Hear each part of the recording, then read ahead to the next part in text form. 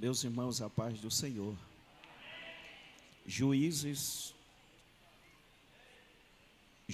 capítulo de número 4.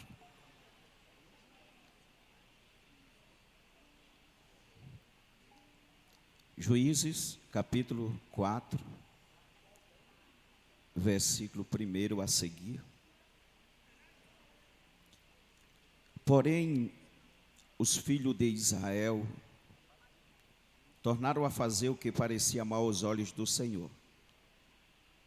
O versículo 2 diz: E vendeu o Senhor em mão de Jabim, rei de Canaã, que reinava em Azor, e Císera era o capitão do seu exército, o qual então habitava em Ragoim. O 3: Então os filhos de Israel clamaram ao Senhor, porquanto Jabim tinha 900 carros de ferro, e por 20 anos oprimia os filhos de Israel violentamente. E Débora, mulher profetisa, mulher de Lapidote, julgava a Israel naquele tempo. O versículo 5: E habitava debaixo das palmeiras de Débora, entre Ramá e Betel. O capítulo 5, o versículo 6 e o 7, diz: Nos dias de Sangá, filho de Anat, nos dias de Jael, cessaram os caminhos de se percorrerem, e os que andavam por veredas iam por caminhos tortuosos. O versículo de número 7: Cessaram as aldeias em Israel, cessaram, até que eu, Débora, me levantei por mãe em Israel, me levantei. Os irmãos dizem amém? Queridos e amados irmãos, a história de Débora, isso é um ponto de vista meu, é uma das histórias mais belas do Antigo Testamento. E eu vou mostrar aos irmãos o porquê. O nome Débora significa abelha, designa uma pessoa que possui uma força de vontade excepcional, alguém que luta com grande determinação para alcançar os seus objetivos. Débora surge na Bíblia como uma mulher espiritual. Débora aparece como profetisa em potencial, como juíza que julgava as causas do povo. No capítulo 5, Débora aparece como cantora, esposa de Lapidote, tinha um ministério dado pelo próprio Deus, e o contexto nos mostra que Débora era um instrumento nas mãos de Deus. Interessante que, do ponto de vista bíblico, por que não dizer, quando nós observamos todo o contexto da história de Débora, nós vamos observar que, aos olhos humanos, seria impossível reverter a situação que a nação estava passando, que a nação estava vivendo, pois o capítulo 4 nos mostra que a nação estava vivendo um tempo de apostasia, e esse tempo aqui de apostasia, a Bíblia diz que os filhos de Israel fizeram o que era mal aos olhos do Senhor. Se a gente voltarmos um pouco, nós vamos observar que esse povo, eles eram reincidentes nos seus pecados. Desde o capítulo 2 do livro de Juízes, quando morre Josué, os anciões, aquela geração que conhecia o Senhor, a Bíblia faz questão de dizer que surge uma geração que não conhecia ao Senhor, e essa geração fazia o que era mal aos olhos do Senhor. Depois o texto vai dizer: e eles tornaram a fazer o que era mal aos olhos do Senhor. No capítulo 3, a Bíblia diz: e eles fizeram o que era mal aos olhos do Senhor. No capítulo 3, versículo 6, a Bíblia vai dizer: e eles tornaram a fazer o que era mal aos olhos do Senhor. Quando chega no capítulo 4, o texto diz: e eles fizeram o que era mal aos olhos do Senhor. E agora Deus resolve abrir mão deles. E o texto diz que Deus os vendeu. Ou seja, Deus o entregou nas mãos de Jabim. E eles estão vivendo um tempo de apostasia. E apostasia aqui, a definição é pecar cada vez mais e obedecer cada vez menos. E eles vão pecar, vão desobedecer. Além deles não conhecerem ao Senhor, eles viraram as costas para Deus, fizeram o que parecia mal, não conheciam ao Senhor, deixaram o Senhor. Por conta dos seus pecados, eles vão pagar um preço alto, porque nós entendemos que o pecado é uma fraude. Ele se apresenta de um jeito, de uma forma, e paga com outra forma. Ele apresenta o prazer e paga com desprazer. E a única coisa que faz o homem se afastar de Deus, que está escrito em Isaías 59, é que a Bíblia diz que os vossos pecados, as vossas iniquidades, fazem divisão entre vós e o vosso Deus. E Deus agora vai deixar o povo viver como eles querem. Quando Deus vende esse povo, eles estão vivendo um tempo de apostasia. Eles agora vão viver um tempo de guerra, porque o pecado dá legalidade para que as guerras surjam. Porque Tiago disse: de onde vem as vossas guerras, senão dos vossos deleites, senão dos vossos pecados? E a apostasia aqui deu legalidade, abriu brecha, e agora eles vão viver um tempo de guerra, porque o capítulo 5 e o versículo 8 diz: logo a guerra estava às portas, a guerra chegou. E quando chegou o tempo de guerra, Israel, entre os 40.000 soldados que havia, ninguém tinha uma arma. Ou seja, eles estavam despreparados para um tempo de guerra. Porque o pecado é terrível. O pecado mina. O pecado tira uma vida de preparo, uma vida de comunhão com Deus. E aqui eles vão viver um tempo de guerra. Só que Jabim, o exército de Jabim não era qualquer exército. E Israel estava totalmente despreparado. E Deus havia dito, porque quando os filhos de Israel saíram do Egito, eles saíram na condição de escravos. Eles não saíram na condição de soldados de guerra. Não. Por isso que quando eles chegaram no deserto, Deus fez, primeiro no capítulo 24, uma aliança com Israel. Por quê? Porque Deus queria se envolver com Israel, dizendo que eu serei varão de guerra para vocês.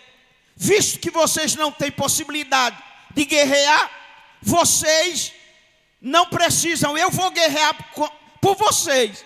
Porque quando os vossos inimigos surgirem por um caminho, eles voltarão por 7 caminhos com medo de vocês, porque eu serei com vocês. No capítulo 25, primeiro Deus faz uma aliança. Depois Deus disse a Moisés: faça uma arca de madeira e de acácia. A aliança era Deus envolvido com o povo, e a arca era a presença de Deus no meio do povo. Então não tinha como dar errado, eles teriam que vencer. Só que agora eles não têm nem a aliança e nem a arca, porque eles pecaram. E como eles pecaram, a guerra chegou. E se a guerra chegou, Deus não está com eles. E como vencer sem Deus? E como guerrear sem Deus?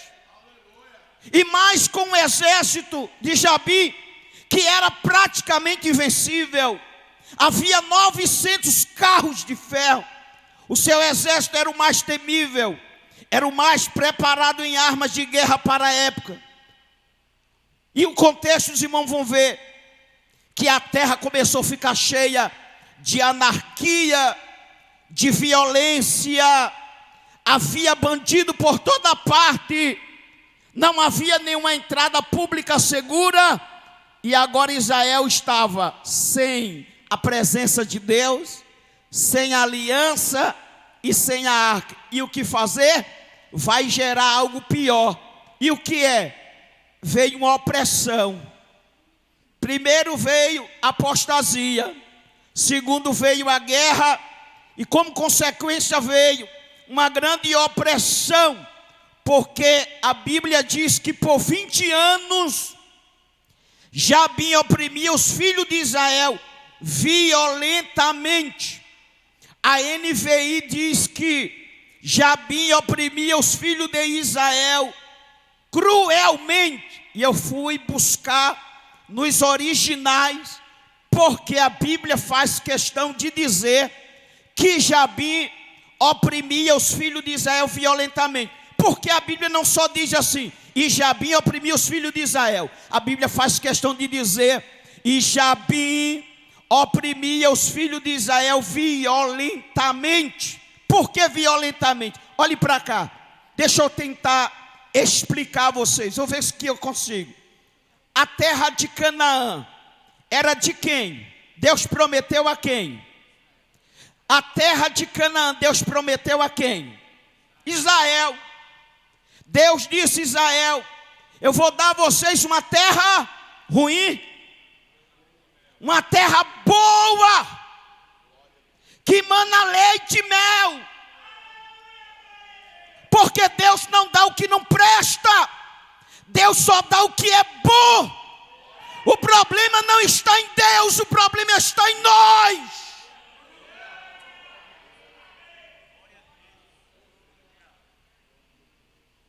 E Deus disse, eu vou dar uma terra a vocês, que é boa. Olha, se Deus diz que é boa, porque é boa. Deus erra.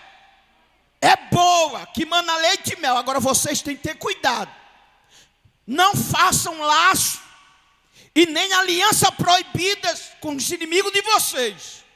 Porque se vocês entrar na terra e deixar eles lá, eles vão ser para vocês como um laço. E vocês vão se perderem. Vocês vão se perder.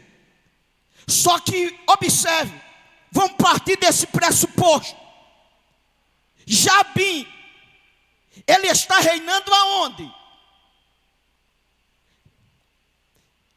Ele está reinando em Canaã.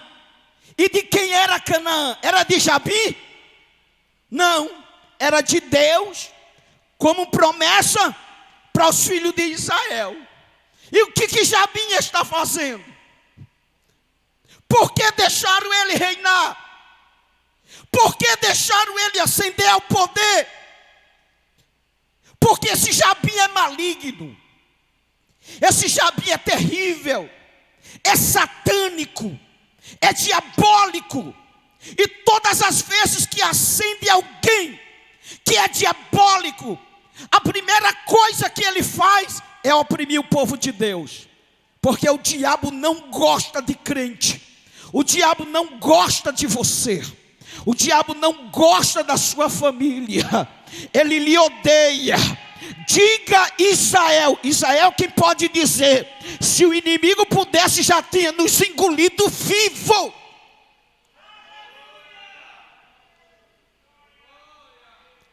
Só que Jabim, Adiel, ele vai oprimir o povo de Deus violentamente. Por que violentamente? Porque a pior coisa é alguém lhe oprimir dentro da sua casa. Tem coisa pior? Quando você termina o culto aqui, que o pastor Arnaldo dá a bênção apostólica, o culto pode você pular, marchar, pode fazer o que você quiser, irmão. A primeira coisa que você tem vontade de ir é para onde? Para casa. Para casa. E quando o diabo consegue lhe oprimir dentro da sua casa, para onde ir? Jabim está oprimindo os filhos de Israel aonde? Dentro de casa. Me permita eu usar uma expressão. Jabim está oprimindo os filhos de Israel dentro da terra da promessa. A promessa que Deus tinha dado a ele é boa, mana leite e mel. O povo está sofrendo dentro da promessa. O povo está sofrendo na terra da promessa. O povo tem tudo para aquilo ser bom, mas não está sendo bom. E o que é que está acontecendo? Você já pensou? Me permita eu dizer, o marido é seu, a esposa é sua, os filhos são seus, o trabalho é seu, a empresa é sua, o negócio é seu. Deus lhe deu, e porque ainda consegue lhe oprimir naquilo que Deus lhe deu de presente, que Deus entregou em suas mãos, ser oprimido na terra da promessa, como é que pode? Me explique isso aí. Alguém viver dentro da igreja, sendo crente, mas ainda vive oprimido. Isso pode? Não pode. Você viver, Deus nos chamou para a paz. Deus nos chamou para a conquista. Deus nos chamou para viver na presença dEle. Jesus disse assim, ó: no mundo tereis, no mundo, mas em mim vocês terão paz. O mundo pode estar caindo, mas a presença de Deus te garante. A presença de Deus te preserva. A presença de Deus te dá vitória. A presença de Deus está na sua vida. A presença de Deus está com você. Ei, dá para perceber que Deus está comigo? Dá para perceber que Deus está com você essa noite? Deixa eu perguntar de novo, Deus está com você? Deus está na sua casa? Deus está na sua vida? Então levante a mão, dá um glória a Deus aí. Se Deus está conosco, porque as coisas estão dando errado. Se Deus está conosco, porque tudo isso. Lembra de Gideão? Gideão questionou Deus: se tu estás conosco, por que tudo isso? Aí Deus disse: eu serei contigo. Eu sou com você, Gideão. Glória a Deus. Veja, irmão, que é uma escala. Se a gente, já vou terminar, se a gente fosse pontuar isso aqui tem muita coisa. Porque começou, ó, com apostasia, guerra, opressão, e para piorar, um tempo de dormência espiritual.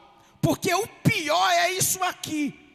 É quando você vê tudo acabando, morrendo, sendo destruído, alguém levando, e você, ó, não tem consciência que alguma coisa precisa ser feita. Você pode observar que ninguém toma nenhuma atitude, ninguém faz nada, ninguém move uma palha. Tempo de dormência espiritual. O povo tem uma tendência de se acostumar. Não, senhores e senhoras, eu tenho base bíblica para pregar isso. Porque Jabim tinha 900 carros de ferro, ninguém fazia nada. Você pode observar que o capítulo 5, 6 e o 7 diz que nos tempos de Sangar, diz Débora quem diz, os viajantes, tomavam caminho tortuosos. Por que tomavam caminho tortuoso? Porque Jabim havia fechado as principais estradas que davam acesso às aldeias de Israel. Os viajantes que vinham da cidade de Avilá, as caravanas que movimentavam o comércio de Israel, das aldeias, que vinham com a pedra preciosa, o ouro, da cidade de Avilá. O contexto, os historiadores dizem que eram da descendência dos ismaelitas. As caravanas vinham porque eles tinham a pedra preciosa, eles tinham o ouro, mas eles não tinham o que tinha nas aldeias de Israel: a erva medicinal, o sal do mamor. E agora eles não tinham como passar, e alguns que se atreviam a passar tomavam caminho tortuoso. Gerou uma crise. 20 anos Jabim entrando, destruindo, matando, acabando, causando um caos. Aí aparece uma irmã, aparece uma mulher de Deus, chamada Débora. E quando Débora viu aquilo, disse assim: não vai ficar desse jeito, não vai ficar desse modo. Isso aí tem solução. E qual é a solução? E ela vai dizer: até que eu me levantei, oh glória a Deus, até que eu me levantei como mãe, eu me levantei. Você pode observar que ela está dizendo assim: ei, Jabim, tem 900 carros de ferro, mas a partir de hoje eu vou me levantar. Mas eu não vou levantar como qualquer um, não. Eu vou me levantar como mãe. Por que mãe? Porque mãe é um sentimento diferente. Um dia eu vi, faz muitos anos, faz mais de 10 anos, sei lá, assim que o pastor Arnob chegou aqui no Campo do Rio lá, ele pregou uma mensagem, eu lembro como hoje. Ele disse que se uma mãe está com um filho e vir uma serpente, a pior serpente, para tocar na mãe do filho, vai ter que passar por cima da mãe. Pode vir o maior cão que for, para tocar no filho, vai ter que passar por cima da mãe. A gente pode até usar uma linguagem figurada. Débora vai abrir os braços e vai dizer: Jabim, você tem 900 carros de ferro e eu só tenho o Senhor. Mas a partir de hoje, para tocar nos filhos de Israel, vai ter que passar por cima de mim. Eu vou me levantar e eu vou dar conta dessa situação. Oh glória a Deus. Deus levanta esta mulher com uma atitude para desmantelar, desvincular, quebrar todo levante de Jabim e toda articulação de Jabim para estabelecer o plano e o projeto de Deus. Oh glória a Deus. Uns confiam em carros, outros confiam em cavalos. Nós confiamos no Senhor. Vou descodificar para você dar glória a Deus. Uns confiam em carros, outros em cavalos. Nós, porém, faremos menção do nome do Senhor. Uns se levantam e caem, mas nós permaneceremos de pé. Oh, glória a Deus. Ora manto que na rabachuri candarébia.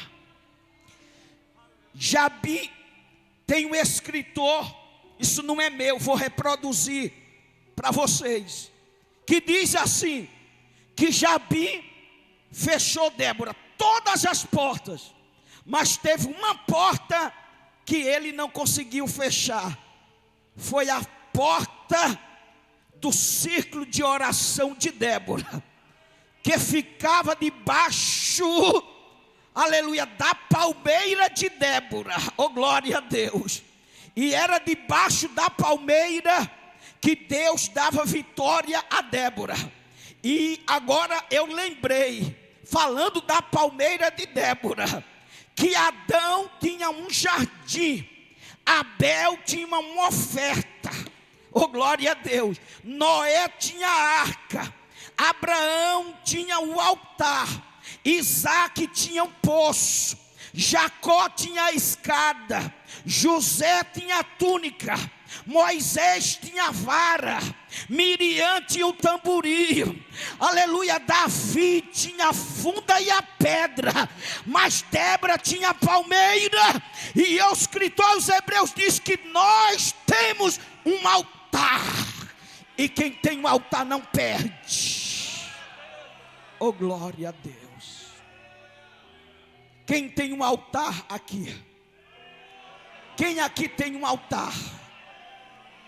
Oh glória, toca de leve na pessoa que está ao seu lado e diz assim: você tem um altar, e é desse altar que Deus vai te dar vitória. Oh glória, oh glória, é lá daquele altar que hoje Jabim vai ter que correr. Oh glória a Deus. Lamão de que me dava açouquinérébia. Quando a monte que me vasso que lhe abácia. Calabou que me avasso que nérébia.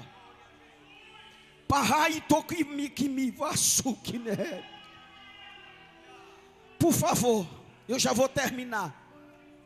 Segura com respeito na mão da pessoa que está ao teu lado. Somos uma família. Glória a Deus, com respeito. Segura na mão da pessoa, olha para ele e diga assim para ele. Por favor, diga assim para ele: se você soubesse. Mais forte, diga: se você soubesse o peso que é você de joelho. Você só andava de joelho porque Deus escolheu agir na história através da sua oração, porque a oração não aceita derrota. Não há causa perdida para quem ora.